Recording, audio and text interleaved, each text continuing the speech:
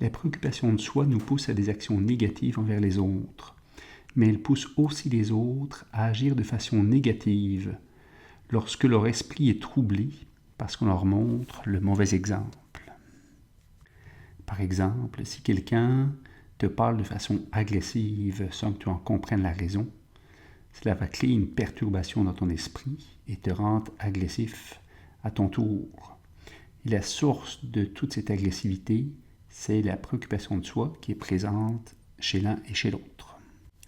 Puisque la préoccupation de soi est la source de tous nos problèmes, il faut surveiller étroitement notre esprit en tout temps pour nous entraîner à identifier la préoccupation de soi dès qu'elle se manifeste et nous rappeler immédiatement ses inconvénients. Par exemple, si tu es un extrémiste vegan et que tu penses que tout le monde devrait adhérer à tes valeurs, c'est la préoccupation de soi qui va te pousser à des actions extrêmes et à considérer tous ceux qui n'adhèrent pas à tes valeurs comme des ennemis. Conséquence, tu vas être fâché contre le monde entier et les autres vont t'éviter. Tu vas même décourager certaines personnes de devenir véganes.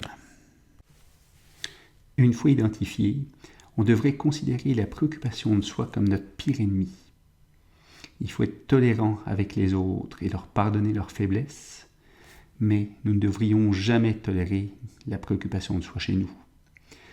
Car plus nous sommes indulgents avec elle, plus elle nous fera du mal.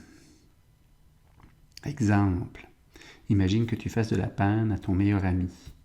À cause de la préoccupation de soi, tu vas dire « Ah, c'est pas grave, je suis comme ça, il doit m'accepter comme je suis. » Ça va marcher 1 fois, 5 fois, 10 fois, avant qu'ils te disent « si tu veux qu'on reste amis, tu vas devoir arrêter de me blesser, tu dois changer. » Si on tolère la préoccupation de soi chez nous, ce sont les autres qui vont arrêter de nous tolérer. Au lieu de se mettre en colère contre les autres, on devrait être en colère contre la préoccupation de soi.